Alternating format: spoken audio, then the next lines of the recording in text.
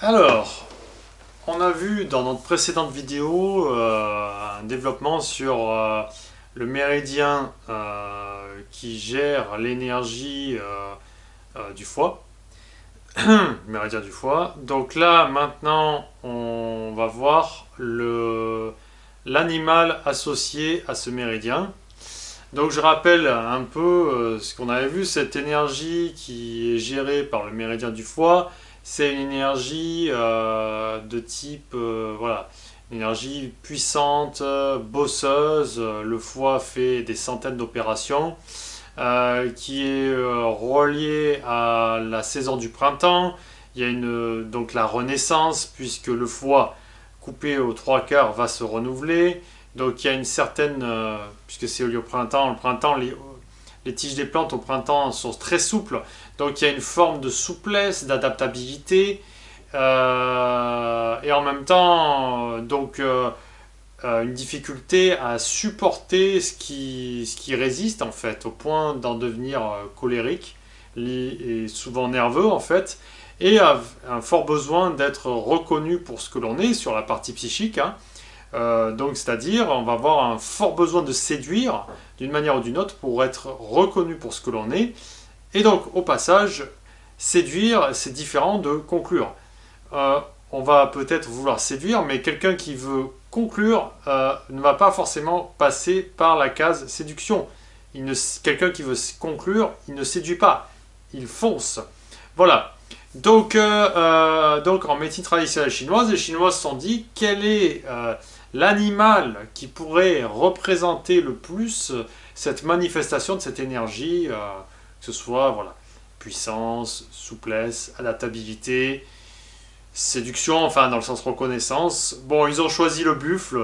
Bon, le buffle est souvent majoritairement utilisé dans les rizières, donc il y a un lien. Donc peut-être qu'en Occident on aurait choisi autre chose. Bon, c'est le buffle parce qu'il représente toutes ces qualités-là, c'est-à-dire que le buffle, c'est vraiment quelqu'un de bosseur. On l'utilise dans les rizières parce qu'il a une forte puissance, une tonicité musculaire, c'est l'énergie de démarrage, il faut y aller quoi, hein. Pof, pof, pof, monter la charrette, le machin, le bidule. Il est là aussi le buffle, il est assez massif quoi. Donc il est reconnu pour ce qu'il fait. Et il y a aussi une forme de nervosité quoi. Euh, la vache, on va pouvoir la toucher, lui faire guili-guili. Un buffle, c'est pas vraiment l'animal vers qui on va aller parce qu'on sent qu'il y a quand même une forme de nervosité quoi. Au passage, c'est souvent le cas dans les rizières. S'il y a un buffle qui s'emballe parce qu'on l'a trop titillé, il peut fracasser tout un village, hein. Voilà. Donc c'est vraiment voilà quelqu'un qui est de type buffle, quelqu'un qui a cette énergie buffle de manière majoritaire. Au passage précis, on a toutes ces énergies-là. Mais des fois, on est majoritairement une énergie plus qu'une autre. Donc, quelqu'un qui est majoritairement type buffle, c'est quelqu'un de puissant, de travailleur. C'est plutôt quelqu'un qui va avoir donc tendance à vouloir mener les hommes parce qu'il est créatif. C'est le printemps, c'est 10 000 idées à la minute. Il est entreprenant, il est adaptable, et il a aussi envie d'être justement reconnu pour ce qu'il est.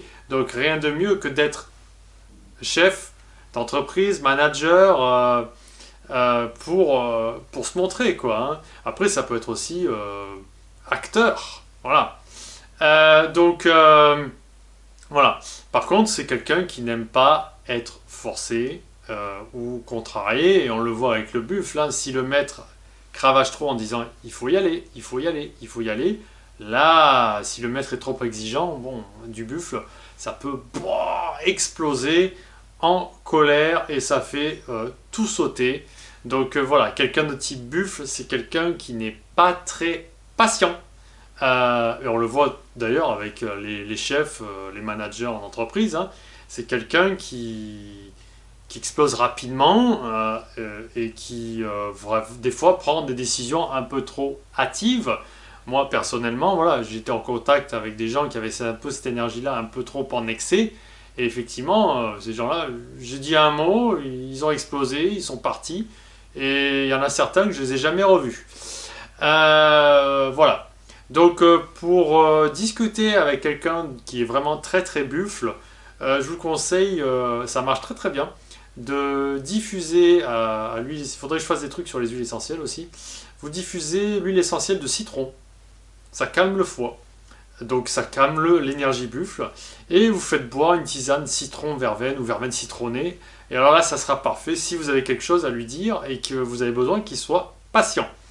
Voilà. Après, comme personnalité connue de type buffle, donc dans le style dilaté, type buffle dilaté, on peut citer par exemple, je sais pas, Aldo Machon, où c'est une personne, de mémoire, je crois que c'était un ancien boxeur. Enfin, il est là, quoi. Enfin, puissant, il se montre, et puis on le voit dans les films. Enfin, ça, il veut être reconnu, ça se joue. Enfin, c'est voilà, c'est vraiment dans cette énergie-là.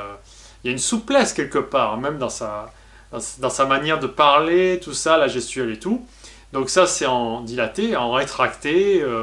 Pourquoi pas, voilà, Barack Obama, puisque là, c'est regardez Barack Obama sur YouTube en train de descendre les escaliers ou les remonter pour aller dans l'avion ou je ne sais où. Vous verrez, dans la démarche, il y a une souplesse de cette énergie printanière qu'on voit et il veut qu'on le voit, hein, qu'on le remarque. Et il est là, voilà, c'est là dans la démarche, tout ça. Et puis aussi, bon, c'est un bosseur, quoi. Il n'a pas été, il n'est pas arrivé en haut de la pyramide pour rien. Voilà, quoi. Et qui s'adapte. On sent qu'il y a une forme de créativité. Et voilà, quoi. Donc, et je ne pense pas qu'il aime être contrarié. Voilà. Donc voilà, si vous voulez en savoir plus, toujours pareil, je vous conseille Shiatsu tome 2 où on parle des animaux, de la part de mon professeur, ou aussi l'harmonie RIP des énergies. Et enfin, un bouquin que j'apprécie pas mal, mais qui n'est pas qui est peu connu par rapport aux autres, L'animal en nous.